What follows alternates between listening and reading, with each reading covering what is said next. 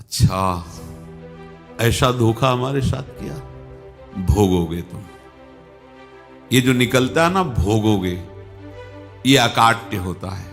क्योंकि किसी का भी हृदय, मान लो किसी भी जीव जंतु को आप कष्ट दें और उसका हृदय आह भर जाए, तो वो आह वज्र की लेखे तुम्हें भोगना पड़ेगा। वो आह किसी की ना लेना जिंदगी। कोई ऐसा कोई आह भर करके कह दिया तुम समर्थ हो, हम तो कुछ कर नहीं सकते, और अंदर से दुखी, फिर तुम्हारी सामर्थ्य काम नहीं करेगी, मिट्टी में मिला देगी। ऐसा नहीं कि आप जो कर रहे हैं कोई देख नहीं रहा, कोई हिसाब किताब नहीं, जो कर रहे हैं अवश्य में भोक्तव्यम, बहुत सावधान।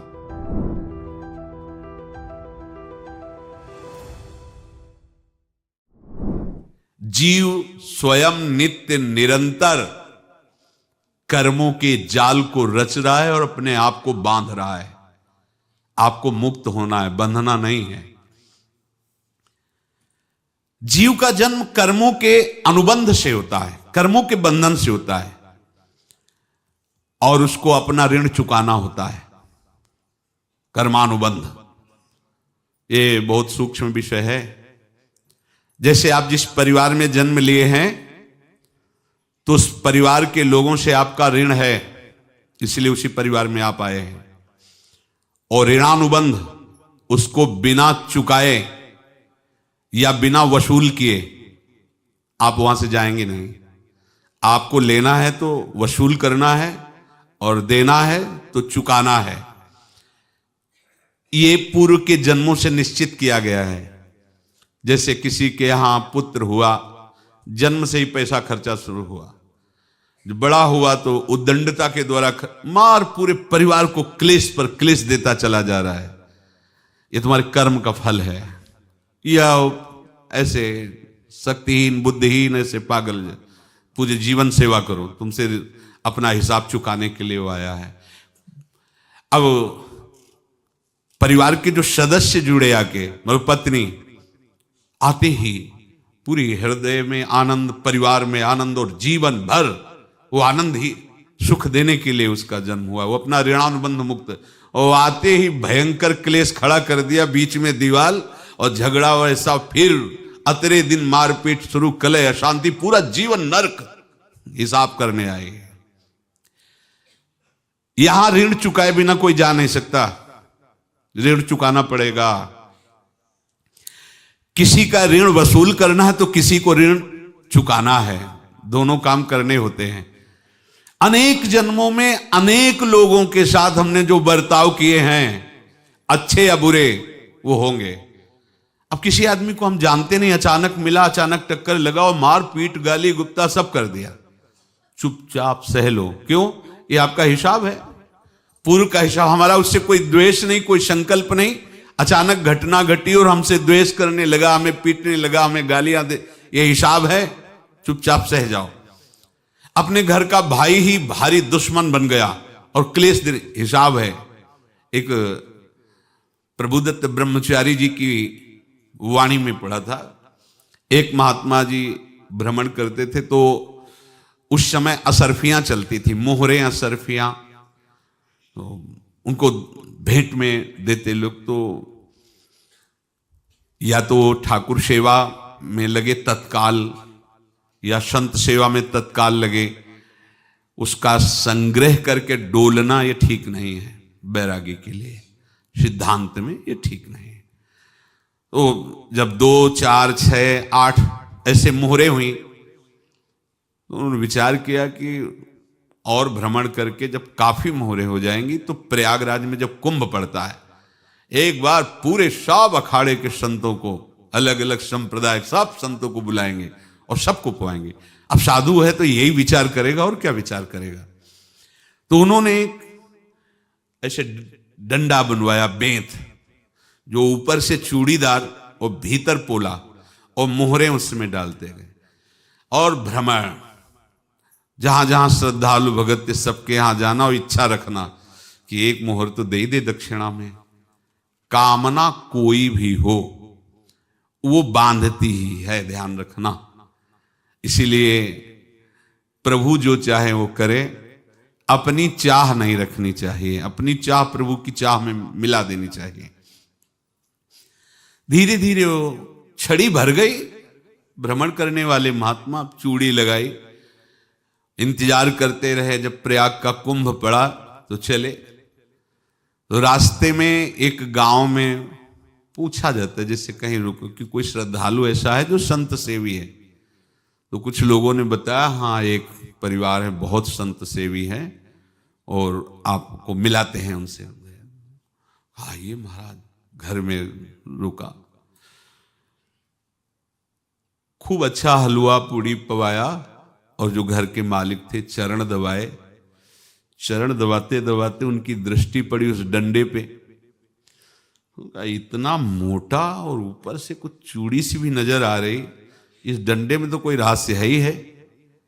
अब महात्मा जी को खवा पिला के सुला दिया। महात्मा जी जब सो गए तो पत्नी से धीरे से कहा, वो डंडा लाओ बाबा जी का डंडा। वो चूड़ीदार जो ही खोला पलटाया तो सैकड़ों मोहरे।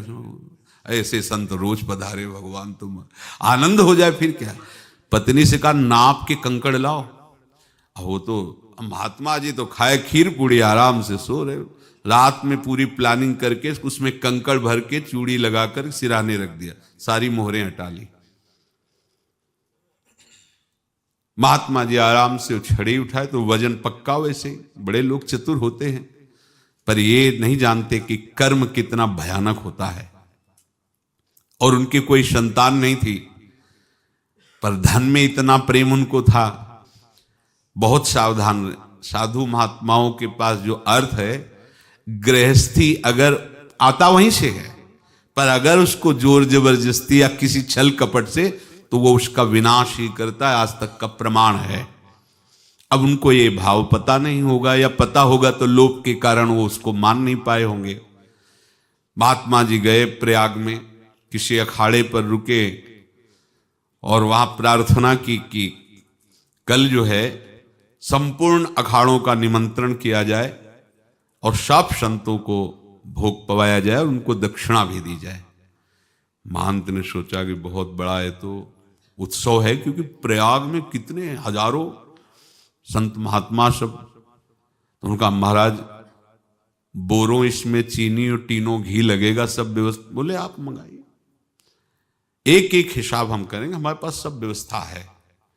बोले कुछ तो पहले दे दो, वो इकट्ठे देंगे हम। उनको था कि अगर हम छड़ी खोला और दो चार मोहरे दी, किसी को पता लग गया तो गड़बड़ हो सकती। बोले हम भंडारे के समय आखिरी में सब कुछ आपको दे देंगे।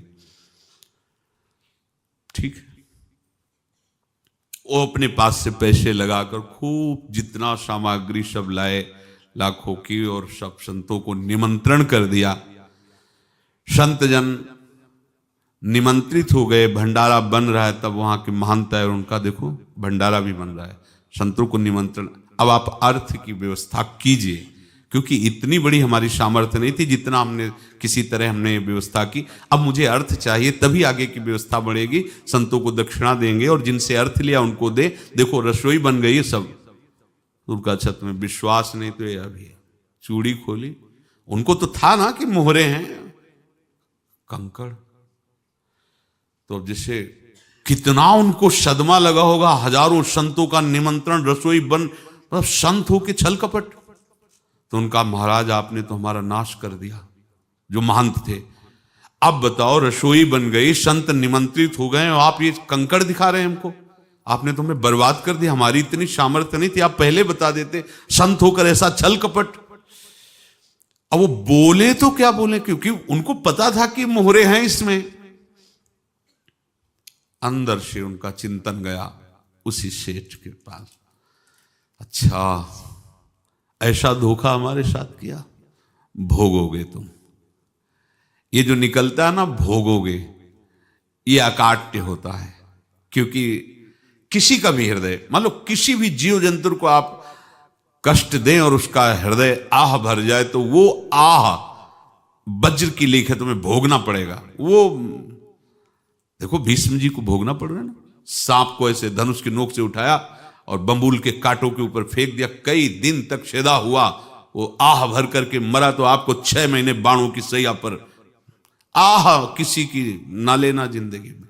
कोई ऐसा कोई आह भर करके कह दिया तुम समर्थ हो, हम तो कुछ कर नहीं सकते, और अंदर से दुखी, फिर तुम्हारी सामर्थ्य काम नहीं करेगी, मिट्टी में मिला देगी। फिर ये तो संत थे और भगवत आराधना के लिए, संत आराधना के लिए ही ऐसा किए हुए थे। अब इनका कैसे मुंह दिखाएं, अब क्या करें। सुबह संत जन आएंगे, सबके बीच में हमारी कि देखो इन्होंने, अब क्या करें। गए और संगम में जाके छलांग लगाई, अपने प्राण त्याग दिए। अब उनके तो पास मोहरे थी और व्यापार बढ़ा, और 9-10 महीने बाद ही लड़का हुआ। अब तो उनको कि संत फलीभूत हो गया। देखो व्यापार चल रहा, लड़का नहीं होता था, लड़का भी हो गया। बड़ा आनंद छा रहा है। जब से वो प्रकट हुए और धन की वृद्धि शुरू हो गई, पढ़ाई लिखाई में उनके खर्चा हुआ सब, बस बीमारी शुरू हो गई उनके शरीर में। अब उसमें पैसा जाना शुरू हुआ। इतने आसक्त तो वो दोनों हो गए कि कुछ भी हो, व्यापार ठप, संपत्ति बेचना शुरू। तो उन्होंने कहा कि बेटा मैं क्या कर सकता हूं तुम्हारे लिए। बोले हमारी अंतिम इच्छा है प्रयाग चलो, और जितने प्रयाग में संत महात्मा सबको एक बार भंडारा करवाओ, हमारी इच्छा अंतिम है। क्योंकि अंतिम यही इच्छा थी। तो बोले अब ज्यादा संपत्ति तो नहीं रह गई। तो बोले घर बेच दो, मेरे लिए ही तो है, बेच दो। मुझे लगता मैं बचूंगा नहीं, पर मेरी अंतिम इच्छा पूर्ण कर दो। घर बेच दिया, जेवर बेच दी। वहां गए, जब संत सेवा की तो बोले मुझे संगम तक ले चलो। संगम तक ले गए और बोले समझे तुम चुराए थे और हमने उसको छीना है, कुछ नहीं रह गया तेरे पास कुछ, अब केवल ममता और आसक्ति में जलकर मर और नरक प्राप्त कर। मैं वही महात्मा हूं जिसकी तूने मोहरे ली थी, शरीर छोड़ दिया। महात्मा को जन्म लेना पड़ा और इनको दुर्गति भोगनी पड़ी। ऋणानुबंध होश में, ऐसा नहीं कि आप जो कर रहे हैं कोई देख नहीं रहा, कोई हिसाब किताब नहीं, जो कर रहे हैं अवश्य में भोक्तव्यम। बहुत सावधान।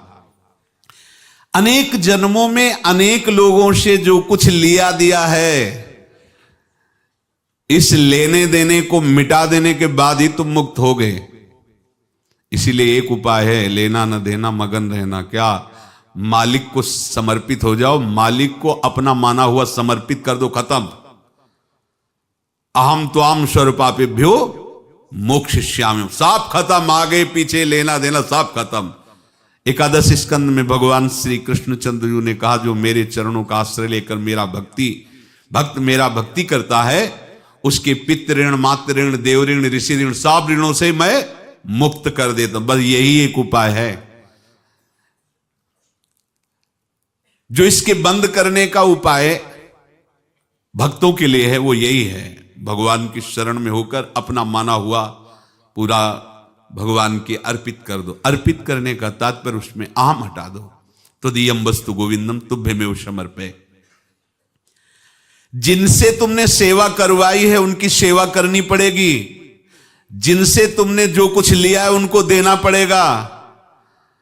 ये लेने देने का व्यापार जब तक समाप्त नहीं होगा तब तक तुम्हारा जन्म मरण चलता रहेगा। अब आपको यहां समझना है, यदि आपसे किसी ने पैसे लिए बेईमानी करके नहीं दे रहा है तो आप उसको गाली मत दीजिए। आपने बेईमानी की थी इसलिए आपकी बेईमानी हुई है, ले गया, कोई बात नहीं है, बंधन से मुक्त हुए, जो बोझा था चला गया। उसको ऐसा ना देखे कि ये बेईमान हमारे रुपए मार लिए, अब जो कुछ होगा देखेंगे। अगर आप आगे नया कुछ करते हैं तो फिर आगे का हिसाब आपको भोगना पड़ेगा, ध्यान रखना। ऐसा नहीं है कि आपको भोगना नहीं पड़ेगा। एक ही उपाय है कि अब जो शरीर धारण किए इसी में जो भोग ले, आगे ना होना चाहिए। तो क्या करे? सर्वतो भावेन भगवान की शरण ले ले। ये तो सर्वाणि कर्माणि मयि सन्न्यस्य मत्पराहा अनन्येनैव योगेन माम ध्यायन्तु उपासते तेषामहं समुद्धर्ता मृत्यु संसार से। ये बड़ा कठिन है पार होना, कोई छोटी मोटी बात है। एक महात्मा बाल्यावस्था से भजन करते थे, शालिग्राम भगवान पास रखते थे और उन्हीं की आराधना करके बस पाठ नाम जप और भ्रमण करते थे। यौवन अवस्था थी, गंगा जी के किनारे अपने ठाकुर को विराजमान करके स्नान करने के लिए कपड़ा ही उतार रहे थे कि 90 लोग आ गए, भाला तलवार सब ले, मारो मारो इसको मारो, घेर लिया। तो उन्होंने हाथ जोड़कर कहा हमने क्या अपराध किया, कोई सुन ही नहीं रहा। तो उन्होंने कहा मार तो डालोगे ही आप 90 लोग, हम कोई अस्त्र शस्त्र तो लिए नहीं, एक बार हमें गंगा में डुबकी लगा देने दो और अपने ठाकुर को स्नान करा देने दो, फिर इसके बाद आप मार देना। भगवत इच्छा से वो लोग रुक गए, स्नान किया और अंदर से प्रार्थना की, प्रभु ये क्या लीला है आपकी, आपके सिवा मेरा कोई है नहीं और ये मुझे मारना चाहते हैं। तो भगवान ने जानते हो क्या कहा उनके अंतर में, तुम मेरे में ध्यानस्थ हो करके शरीर को छोड़ो, ये लोग मारेंगे, ये मेरे भजन का फल है कि तुम्हें 90 जन्म नहीं लेना पड़ेगा, एक ही जन्म में 90 मिलके, तुमने 90 हिंसा की थी पूर्व में, तो तुम्हें 90 बार जन्म लेना होता और एक एक करके मारते। ये मेरे भजन का प्रताप है कि एक बार में ही 90 का हिसाब हो जाएगा। तुम आंख मूंदो, मेरे ध्यान में मगन रहो, मेरे प्रताप से तुम्हें कोई चोट नहीं होगी और स्वाभाविक मूर्छावस्था में प्राण तुम्हारे छूट जाए। ऐसा ही हुआ, ऐसा हुआ। तो ये बात समझ लो कि ये जो कर्मानुबंध है, ऋणानुबंध है। अब देखो, अगर शाप महात्माओं ने दिया कि तुम्हारे वंश का इससे विनाश होगा, तो भगवान भी परम धाम जा रहे तो उसी कील से, बाण की नोक में जो मछली लील गई थी छोटा कण, उसी से की नोक बनाई और उसी नोक को प्रहार किया, भगवान के श्री चरण में वही बाण की नोक लगी और भगवान ने स्वीकार किया ना। भगवान का बड़ा लीला विचित्र है। अगर छुप करके उधर रामावतार में बात, तो इधर ऐसे स्वीकार किया है भगवान ने। ऐसा कहीं नहीं दिखाया कि मैं भगवान हूं तो मैं अपने लिए, ऐसा नहीं दिखाया। नारद जी का हित किया पर नारद जी ने श्राप दिया तो भगवान ने स्वीकार किया। बंदरों ने ही सहायता की, जैसा बोले थे वैसा। ये लीला इस शरीर में भोगनी पड़ेगी। हाँ, ज्यादा को कम में भुगता देंगे, पर अब अगला शरीर ना मिले, इसके लिए सर्वतो भावेन भगवान के आश्रित हो जाए। जैसे आपने दुकान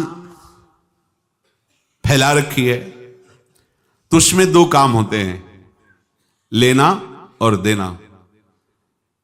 किसी को उधार दिया है तो हमें उससे लेना है, और कोई नगद देकर सामान ले रहा है तो उसे सामान देना है, या उधार लिया है तो हमें उधार देना है। अब अगर दुकान बंद करनी है तो तुम्हें देने वालों पर जोर देना है, लेने वालों पर जोर नहीं। लेने वाला तो जाओ हम क्षमा किया, समर्पित किया, हमारा कोई संबंध नहीं, खत्म हो जाए, वो खुशी हो जाएगा। लेकिन देने वाला तुम अगर दुकान भी उठा दोगे तो जहां भी रहोगे तुम्हारे पास वो आएगा, लाइए हमारा।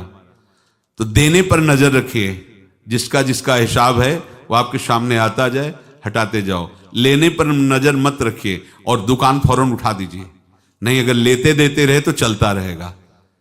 आगे चलकर कुछ लेना न देना, मगन रहना बस अपने प्रभु के चिंतन में। अब हम कैसे जाने कि किसको क्या देना है, हमें क्या पता? तो हम पूरा हिसाब जिनको पता है उनको दे देते हैं, समझ रहे हो? उनको पता है क्या लेना है क्या देना है, तो इनके पास पहुंच गए या सरकारी हिसाब से सब बराबर कर देंगे। हमको अपनी जिम्मेवारी इनकी चरणों में समर्पित कर देना है, तभी हम जीवन मुक्त होंगे। ये रहस्य की बात है।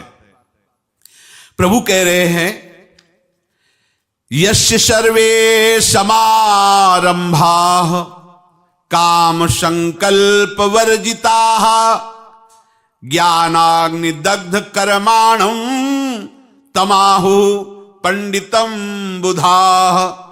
जिसके संपूर्ण कर्मों के आरंभ संकल्प और कामना से रहित हैं, तथा जिसके संपूर्ण कर्म ज्ञान रूपी अग्नि से जल गए हैं, उसको ज्ञानी जन भी पंडित कहते हैं, बुद्धिमान कहते हैं। पूज्य श्री भाई जी महाराज कह रहे हैं, जैसे वहां ज्ञानाग्नि से दग्न कह रहे हैं, तो अपने वृंदावन वासियों का प्रेमाग्नि से सब कर्म संस्कार दग्न होते हैं। जिस समय आपके हृदय में भगवत प्रेम का प्रादुर्भाव होगा तो लेश मात्र कभी तुम्हें दुख नहीं भोगना पड़ेगा। प्रेम का प्रादुर्भाव होते ही दुख का नाश हो जाता है, महासुख। जब प्रेम का प्रादुर्भाव होगा तो समस्त पाप भस्म हो जाते हैं, अशांति नष्ट हो जाती है, संसार ज्वाला स्पर्श भी नहीं कर सकती है। जब भगवत प्रेम का प्रादुर्भाव होता है तो हो सकता है उस उपासक के जीवन में दुखों का पहाड़ टूट पड़े, परिवार खिलाफ, शरीर रोगी, अव्यवस्था, बहुत बहुत कुछ, सब कुछ। कह रहे हैं इतना सब होने पर भी उसके हृदय में कोई भी दुख नहीं होता। ये ऐसा सामर्थ्यशाली भगवत प्रेम है। भगवान के चरणारविंद का जिसके हृदय में प्रेम है, भारी से भारी दुख भी उनको विचलित नहीं कर सकता।